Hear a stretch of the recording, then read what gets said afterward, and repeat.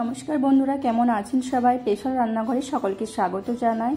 আজ আমি বানাবো এঁচোড়ের কালিয়া। এটা খেতেও খুব সুস্বাদু হয়। দেরি না করে চলুন দেখে নেওয়া যাক আজকের রেসিপিটি। আমি এখানে জলটা গরম করে নিয়েছি। এরপর এর মধ্যে দিয়ে দেব কেটে রাখা এঁচোড়গুলো।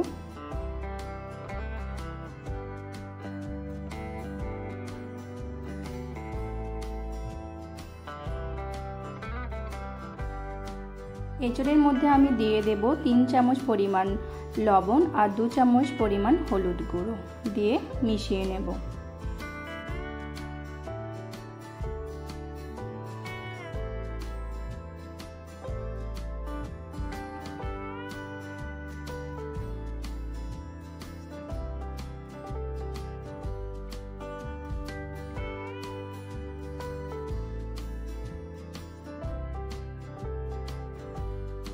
এটাকে ভালো করে মিশিয়ে নিয়ে আমি এটাকে সেদ্ধ করে নেব 90% মতন।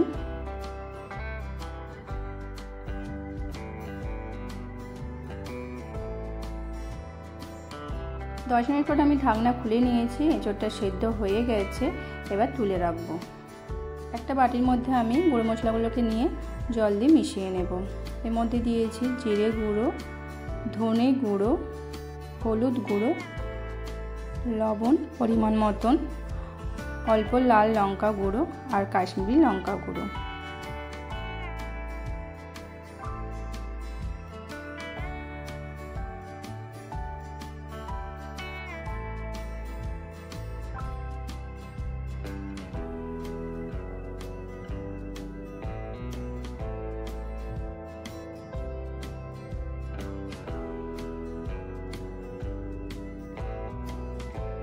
অল্প জল দিয়ে আমি মশলাগুলোকে একসাথে মিশিয়ে নেব।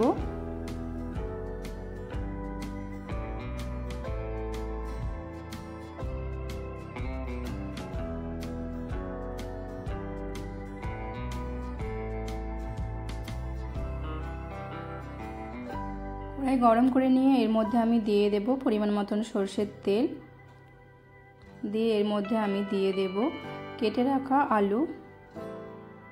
আলুগুলোকে একটু হালকা করে ভেজে নেব।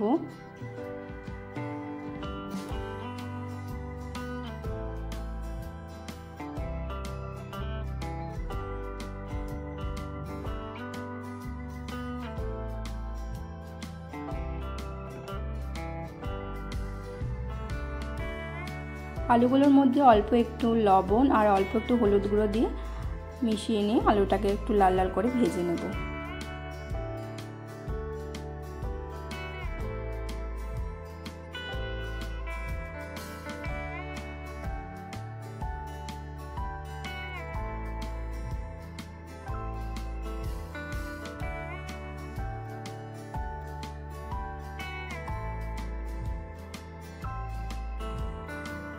আলুটা ভাজা হয়ে গেছে, এবার তুলে নেব। এরপর ওই তেলের মধ্যে দিয়ে দেব 2টো দারুচিনি, 4টে এলাচ, 3টে লবঙ্গ, একটা শুকনো লঙ্কা আর তেজপাতা। একটু হালকা নেড়ে চেড়ে নেব।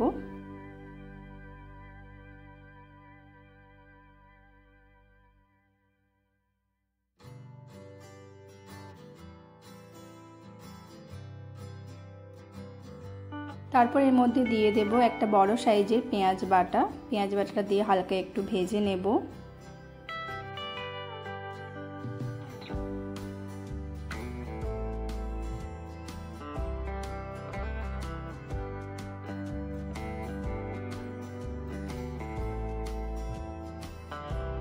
এরপর আমি এর মধ্যে দিয়ে দেব অল্প পরিমাণ চিনি, কালারের জন্য বা খাবারের টেস্টও ভালো হয়। আপনারা চাইলে দিতে পারেন বা নাও দিতে পারেন।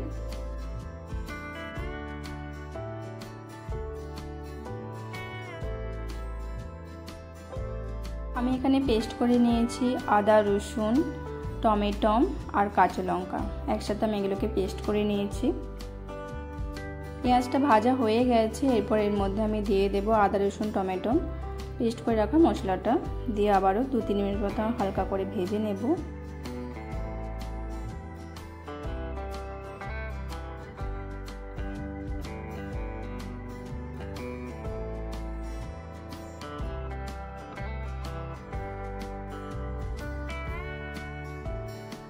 ভালো করে ভাজা হয়ে গেছে। এরপর এর মধ্যে দিয়ে দেব মিশিয়ে রাখা গুঁড়ো মশলাগুলো, হালকা একটু মিশিয়ে নেব।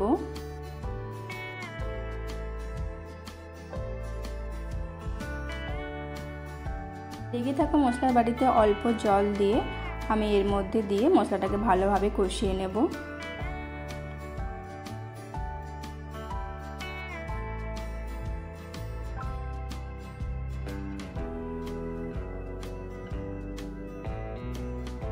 মশলাটা কষানো হয়ে গেছে, মশলা থেকে তেল ছেড়ে গেছে। এরপর এর মধ্যে দিয়ে দেব সেদ্ধ করে রাখা এঁচোড়টা, দিয়ে এঁচোড়টাকে মিশিয়ে নেব মশলাটার সাথে।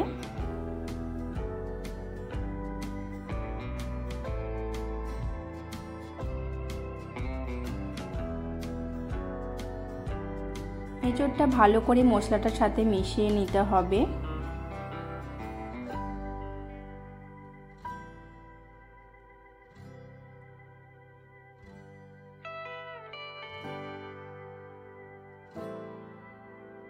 এরপর আমি এর মধ্যে দিয়ে দেব ভেজে রাখা আলুর টুকরোগুলো, দিয়ে আবারও আমি সব কিছু একসাথে মিশিয়ে নেব।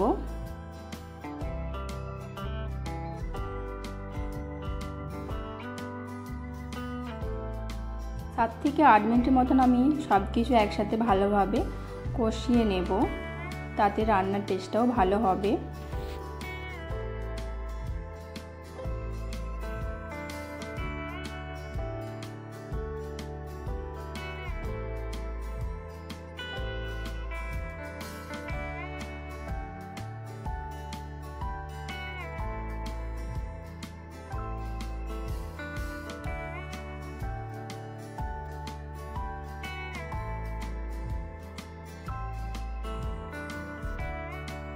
মশলাটার সাথে ভালোভাবে মিশে গেছে আলু এবং এঁচোড়টা, দেখতেও খুব ভালো লাগছে। আমি আরেকটু কষিয়ে নেব।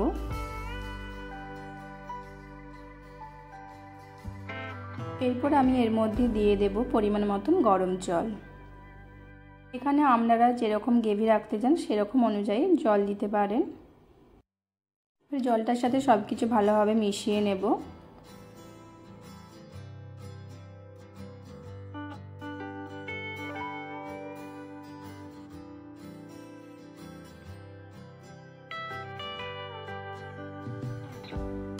সাত থেকে 8 মিনিটের মতন আমি ঢাকা দিয়ে রান্না করে নেব।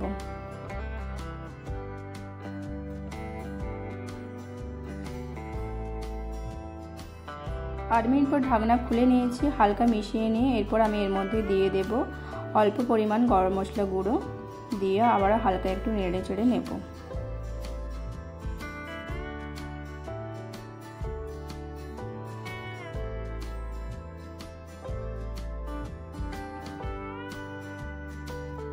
পরিবেশনের জন্য এঁচোড়ের কালিয়া একদম রেডি হয়ে গেছে। আজকের রেসিপি যদি আপনাদের ভালো লেগে থাকে অবশ্যই লাইক কমেন্ট শেয়ার করবেন, আর প্লিজ চ্যানেলটি সাবস্ক্রাইব করে দেবেন। ভালো থাকবেন, ধন্যবাদ।